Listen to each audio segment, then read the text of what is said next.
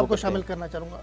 ہمارا پاکستان جس طرح کے ہمارے ہمسایوں کے ساتھ تھوڑی نوک جھونک چل رہی ہے اس وقت میں، جب ولی عہد پاکستان کے دورے کا اعلان کرے اور ہمارے دو ہمسایوں میں دو بڑے حادثات ہوتے ہیں. کشمیر میں انڈیا کے جو ہے 60 کے قریب آرمی کے لوگ مارے جاتے ہیں. اس طرح ایران میں زاہدان میں پاسداران انقلاب کے اوپر حملہ ہو رہا ہے.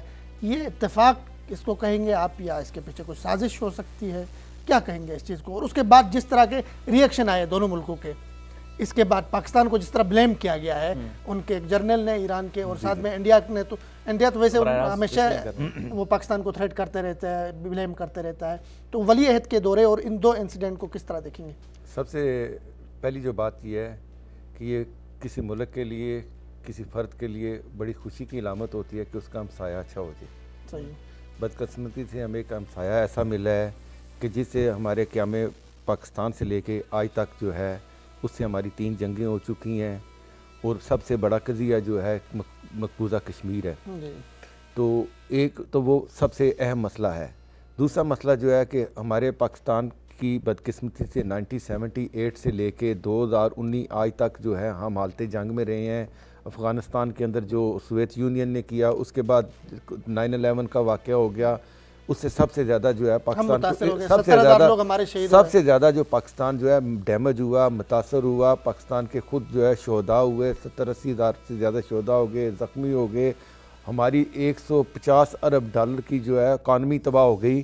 ٹھیک ہے، عوام کو جو ہے وہ پیٹریٹ ہو گیا. لوگوں کے اندر جو ہے وہ ایک تسلسل تھا ہمارا، جو اس کا اپنی صنعت کا یا دوسرے کاموں کا، وہ رک گیا. یہ 2 دہائیوں سے ہمارا کام رکا ہوا تھا. یہ میں اس لیے کریڈٹ دیتا ہوں کہ یہ پچھلی حکومت اور آرمی نے مل کے جو اس کو جو ختم کیا ہے، یہ جو اپنا دہشت گردی تھی، ایک لیبل جو گراؤنڈ اچھی بنی ہے، اس سے جو ہے اب جو ہے جیسے بھائی نے کہا کہ اسد اور مسابقت 2 علیحدہ چیزیں ہیں. مسابقت ہونی چاہیے، اسد نہیں ہونی چاہیے. اچھا، حسد نہ کر محنت کر. عربی میں کیا کہتے ہیں؟ لا حسود لا یسود، کوئی ایسے ہی کہتے ہیں. ہاں، تو وہ جو میں عرض کرنا چاہ رہا تھا کہ ابھی یہ اتفاقیہ نہیں ہے کہ جو واقعہ جو پچھلے دن کشمیر میں ہوا ہے، یہ جو پلوامہ میں ہوا ہے، یہ جو بچہ تھا عثمان ڈار تھا غالباً اس کا نام، یہ عادل ڈار، یہ پہلے ہی اس کو جو ہے نا انہوں نے اپنی گرفت میں رکھا ہوا تھا. جو انہوں نے دوسرا جو انہوں نے وہ بے نقاب ہو چکا ہے. پھر دوسری ان سے بات یہ ہے کہ جو ان دونوں واقعات کی ٹائمنگ جو ہے نا، وہ ٹائمنگ پہ میں آنا چاہ رہا ہوں نا. یہ جو واقعہ جو ہے نا، یہ بڑا سوچی سمجھی تدبیر کے ساتھ کیا انہوں نے. اور جو انہوں نے وہ 40-50 ان کے بندے وہ وہاں مارے گئے ہیں، وہ جو ان کی سب سے جو چھوٹی نچلی ذات کے ہوتے ہیں نا، وہ دلت، یہ وہ لوگوں نے اکٹھا کر کے جو ہے ان کو ان سے خود بلاسٹ کروایا ہے. ٹھیک ہے نا؟ نہیں، میں تھوڑا سا آگے میں ذرا اپنی بات کو تھوڑا میں اس کے نا اسی سے کر رہا ہوں. اسی طرح کہ ان کو پتا تھا کہ آج 17 اور 18 تاریخ کو جو ہے ایک تو کلبھوشن یادو کا کیس ادھر چلنا تھا، ایک تو وہ تھا. دوسرا ان کو پتا تھا کہ مسلم امہ کی سب سے اہم شخصیت جو ہے وہ پاکستان کا دورہ کر رہی ہے.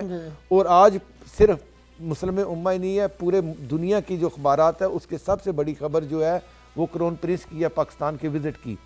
تو اس کو نظر سے ہٹانے کے لیے، توجہ سے ہٹانے کے لیے یہ جو مسئلہ پیدا ہوا تھا، پاکستان کا ریئیکشن بھی بڑا اچھا تھا جی، اس کو اگنور کیا، اوور لک کر دیا.